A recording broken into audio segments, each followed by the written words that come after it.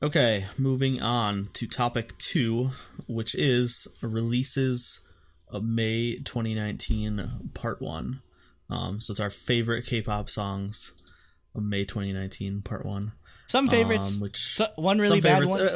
Yeah, we say favorites because that we need a blanket statement. Every once in a while, we throw in like some random garbage that we want to call out for being really bad. So not everything's our favorite, but that's just our blanket statement of notable K-pop songs, maybe. Mm-hmm. But we've already changed the name of this like 4 times. So yeah, we're just stick with fine. Favorites. Stick with favorites. That's good enough for me. It's overall, it's our favorites. It's just every once in a while we're like, this one needs to be pointed out for being really bad. And as always, before we get to the actual list of songs we want to talk about, we will go over what we reviewed in the past from this month, and then also what we are reviewing in the future from this month, so that you don't question why we're not talking about certain songs. And so we reviewed Ace's Undercover. We're going to review Cold's Love Part 1.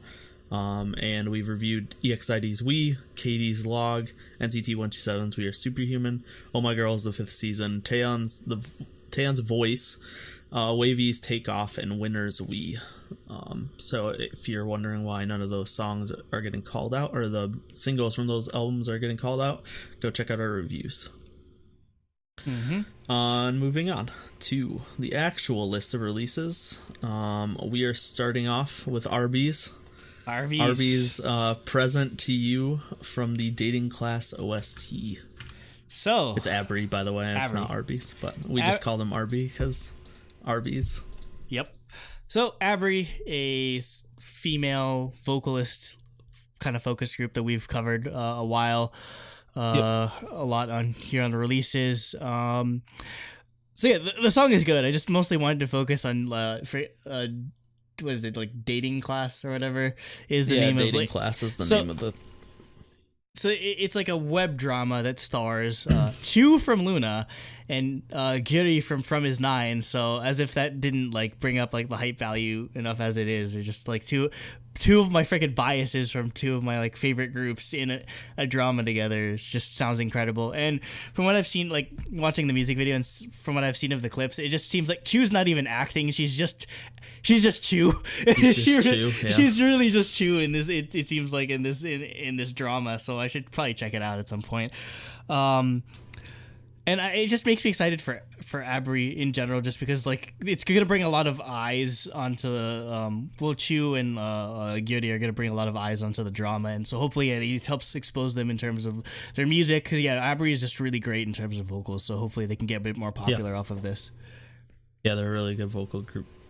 So check out their stuff if you're into like Davichi or just like Mamamoo, OST, like really good vocal groups. Yep. Next we have Osel, our best friend, digital single Fade Away. And how did Osel get the aliens from Arrival to feature in her song? Because that's exactly what the instant I heard this song, I was like, that sounds like the aliens from Arrival are the instrumentals. Also go watch that movie if you've never seen it. It's really good. But no, yeah, it's a weird, just chill electronic Osel track. It was good. Always love him. Yep. Obviously a really big fan of her music, which is why we keep covering it all the time. Yep. Specifically, I love like sort of the experimental nature that Osel gets into her songs, and like the drum track or like the synths that she uses on here are just crazy off the wall instrumental. So I like this side of Osel. So I really I like this song a lot. And just in general, it might be my second favorite next to the one song we covered a while back. Like the very first song that I never remember the names of the songs. Always With You. I just listened to the albums. So yeah, Always With You was just an incredible song that we covered last year. So if you go check that out, if you like this type of like experimental, like indie type of music. Yeah. Next we have BerryGood's mini album Fantastic with the single OO. You want to go first and then I'll read Cooper's. So I've been kind of like hit or miss with BerryGood. I don't know, it's just like I mean that's their MO. Yeah, they're just hit or miss. Yeah, they are a very just in general hit or miss group. So this in general, it's kind of generic sounding, but I like that better than I don't know, just like I just like the overall vibe of this song a lot better than how much I liked their last single, just in retrospect, because their last single was like about 70% of it was mostly the music video kind of like annoyed me, because like 70% of the yes, it's just gratuitous Johyun ass shots, and I'm just like, okay, at least this music video is a lot more tame and like, even though it's palatable. Really low budget. Yeah, really low budget. I kind of feel bad. I mean, hey, it's not as bad as that one music video that they did where it's not. It's not as bad as Bibbidi Bobbidi Boo. Yeah. But yeah, like you said, it's a generic song, but it's not a bad song. Mm-hmm. Do you have anything else? Or you want me to move to Cooper's? No, you can go to Cooper's. Okay. Cooper said this song Mini is actually super solid. Looks like it could be the last thing they release though. No. There's a they apparently like the first day sales for this album was like 63. Like 63 copies were sold. So yeah, they're probably done. I would not expect to. And also their leader left. Wait, what? So one of them left. The leader. Oh, I missed that. I didn't. Was it last year or this year? Or no, like last week. So wait, after this music video, or after this music video came out? I don't know if it was before or after. I'm not sure. Unless I'm getting them mixed up with a different group. I'm pretty sure the leader left. Let me double check this real quick. Yeah, T-ara announced her contract expired and will no longer be part of the group. That might be a canary in a coal mine situation in all honesty. Yeah, okay. Okay, they released their third mini album, Fantastic, May 25th, 2019, as a 5-member group with Daye resting due to health issues. They started comeback promotions on that same day on Show Music Core, but 2 days later, she left. So she's on this album, and then 2 days into comeback promotions, she left. So basically, BerryGood thereby discontinued the album's promotional activities. Damn, that's why it's done. Oh my god, yeah. I'm sorry. I like that one single from BerryGood. I don't believe. If the album sold 63 copies and then they stopped promoting, so they're never going to sell anymore, and their leader left, it's done. That sucks. But I mean, on that honestly, depressing note. Yeah, on that depressing note. I mean, Johyun's gonna be she's gonna survive. She's hot, so they'll find something to do for her. Oh, she'll probably just become a streamer. Yep, or a model. That's what they all do. Yeah, or a model. Stream. Okay, next we have Big One's digital single "Too Much" featuring Penomeko, produced by Gray. Yeah, so there's just a lot of people I love on here, Gray and freaking Penomeko. So obviously I'm gonna talk about it. That being said, because I'm usually kind of averse to the sort of autotune type of thing, or I get kind of tired of the autotune hip hop type of thing. But this is pretty good, mostly just because probably Gray knows how to put a good beat behind this type of sound, so it wasn't too obnoxious. Also, Penomeko is just awesome, and when he does feature verses, so yeah, just overall great song for me. Yeah. Next we have Bolsa or Bolbogansa's Japanese mini album Red Planet, the Japanese edition, with the song Galaxy. So Japanese version of their of Galaxy, the song that they got them super popular. Yeah, this is their song essentially. I'm just kind of surprised it took them this long to do Japanese music, considering just how popular they are, just over in Korea. So I'm pretty sure some people know who they are in Japan. Yeah, definitely. Pretty good with the Japanese pronunciation. I freaking love this music video because it's just Bulbagunsa just acting stupid as they do in their music videos. This one part of this song is just Ji-young's just doing that thing that the doctor does when they hit your knee, and she's just trying to hit her even harder and harder and harder, just Ji-young covers her knees after a certain point. Really funny music video. So I hope they do well in Japan. Yeah, I wouldn't be surprised if they did.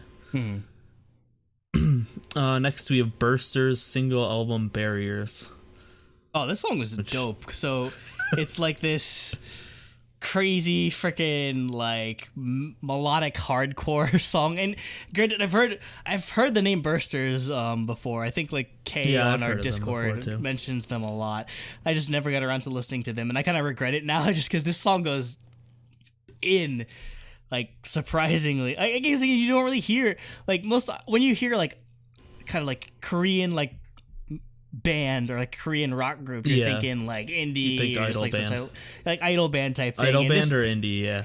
And this guy is just doing like he's doing unclean vocals, he's doing clean vocals and everything. Like this is like the under oath of freaking Korean like. Yeah, I was gonna say it's like a Korean day to remember. Yeah, just like and that stuff like in terms of like hardcore music, like A Day to Remember, like Silverstein, like whatchamacallit, like Hawthorne Heights, like we mentioned, Under Oath. It's like all like melodic hardcore is like easily my favorite. So just it reminded me so much of that type of stuff. So if you're into any of those bands, go listen to this song. It's so good. Next we have BVNDIT or Bandit. It's digital single Dramatic. For me, it's another solid release from them. I loved Hocus Pocus. I love this. I think just overall, I like M&H's like style. They definitely their producers have a style. This is both of Bandit's songs are something you could see Chungha doing. So it's cool to just have a group that's doing Chungha style music, and they're doing it really well in my opinion.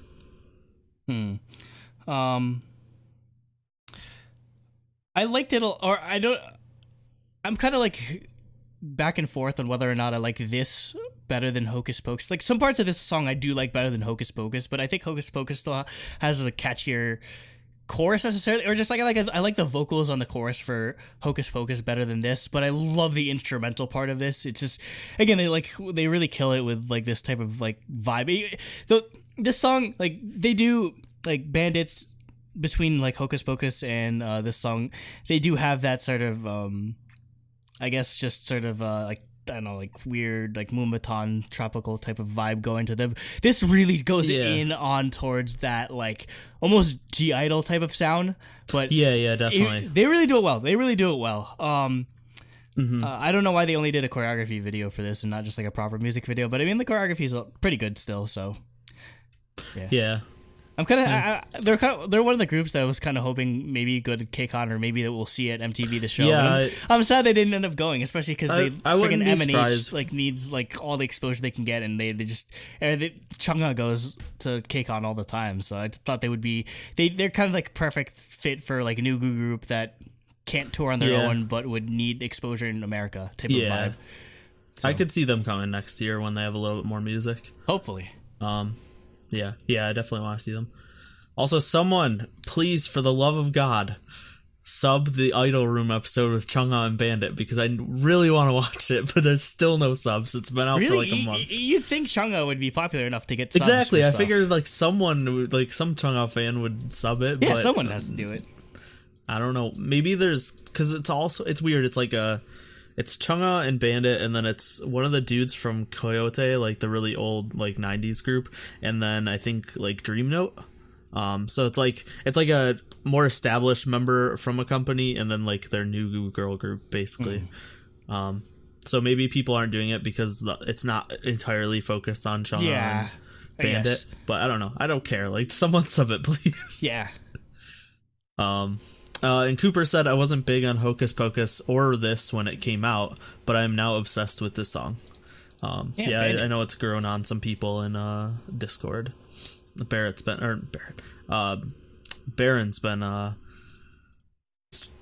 talking about it a lot and listening to it a lot. Okay, next we have Chancellor's digital single Angel featuring Taeyeon from SNSD, if you've ever heard of her.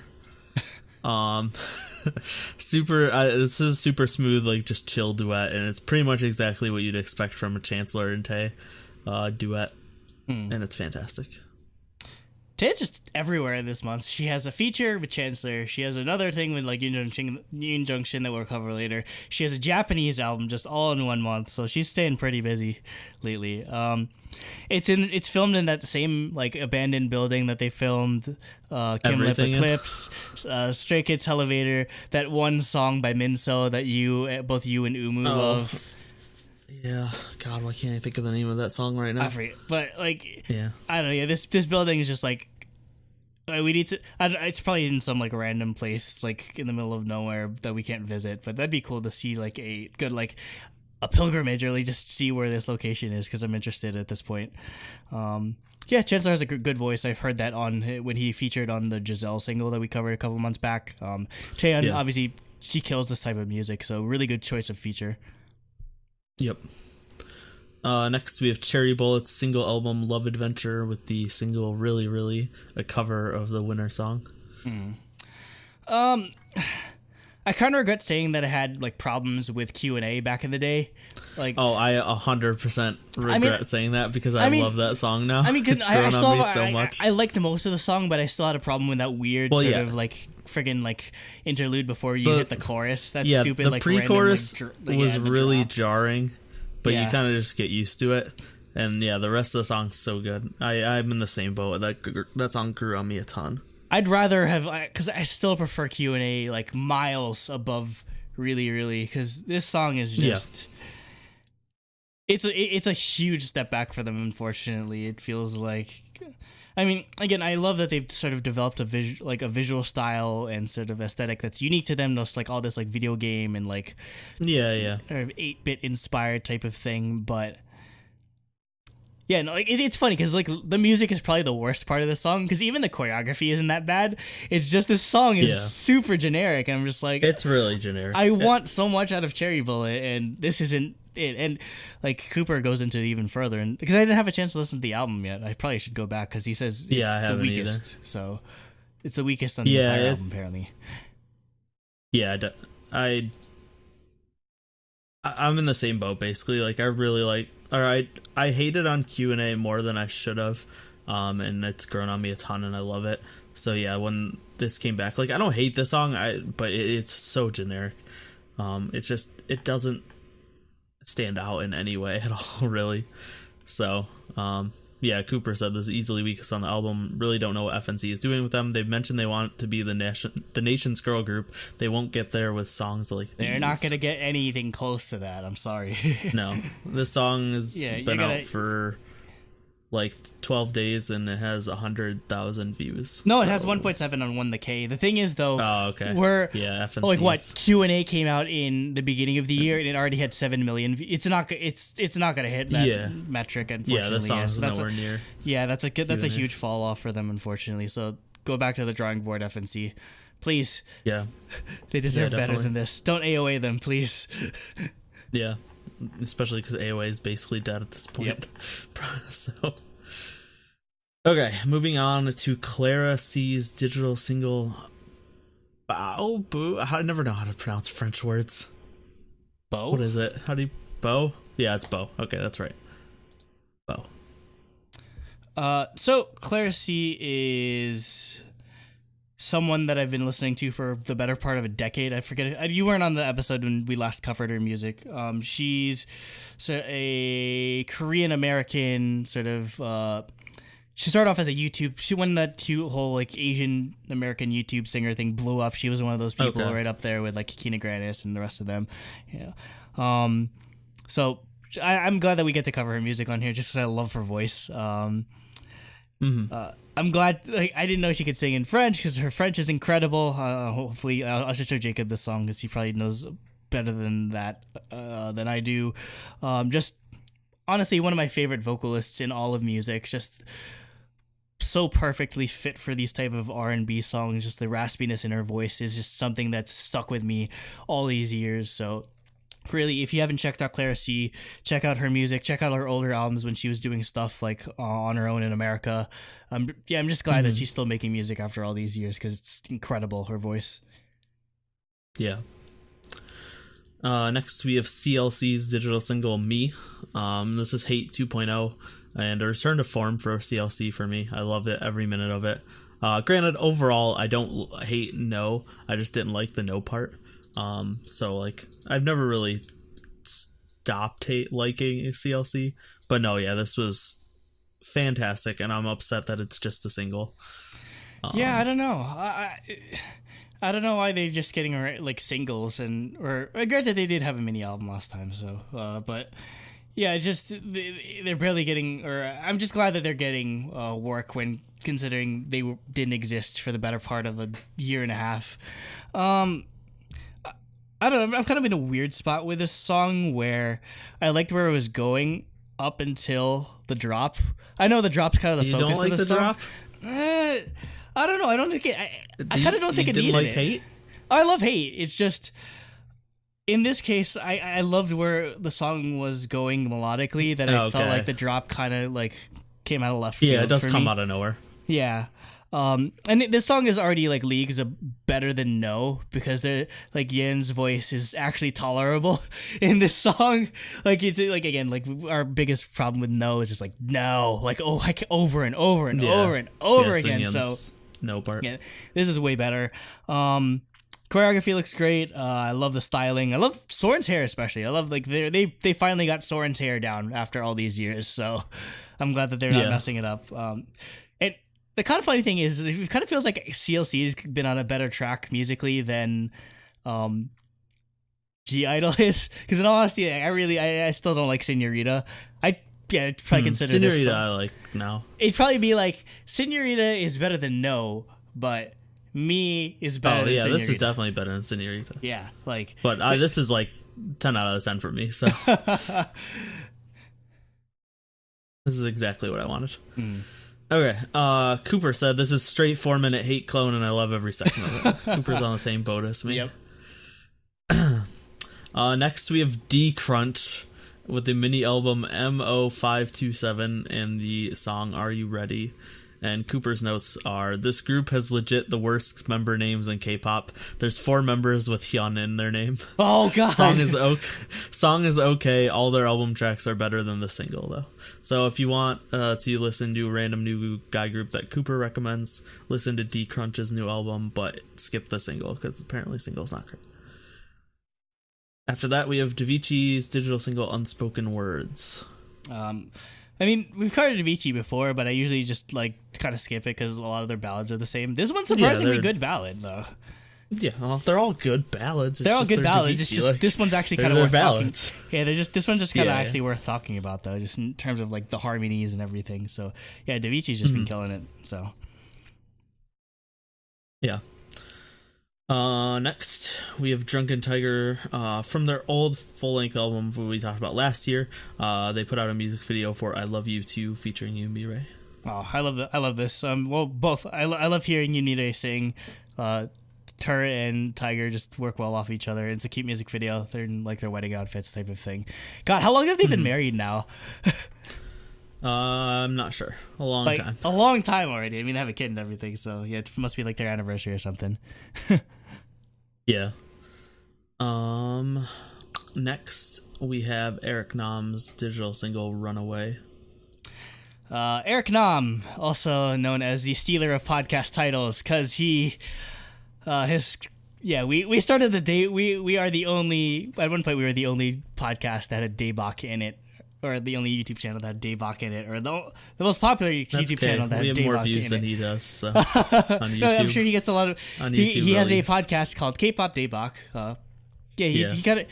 So yeah, he's basically just covering K-pop type of music. Go check it out. Eric Nam's a good guy. Yep. They were married in June 2007. So damn, they've been married for 12 years. That's crazy. I mean, not really, like, considering how old they are, but like that's cool. Anyway, back to Eric Nam. I actually like this song. Right, I'm usually a fan of Eric Nam singles, so this is just a lot more of that. Yeah. Next we have EXID's from the mini album We. They put out a song or a music video for this B-side We Are.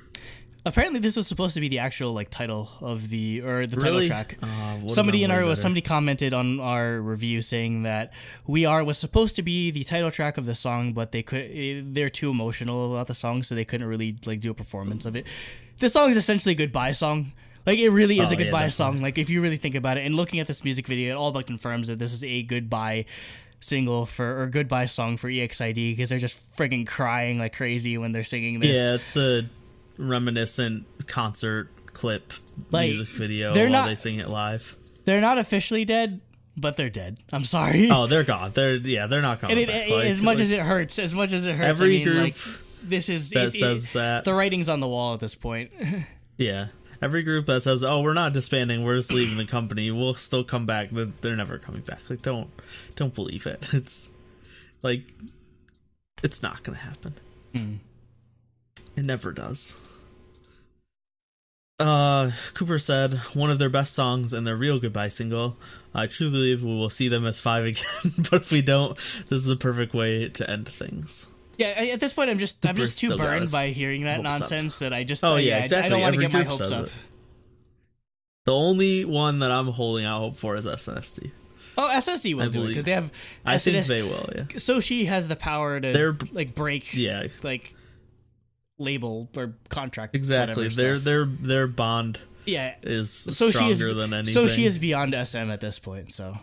Yeah. Exactly. If they have to do it on their own, they'll do it on their own. Yeah. Exactly. Like, I think that'll happen. But every other group, I don't believe. Speaking of another group that disbanded and said they didn't really disband, this is the dead group section.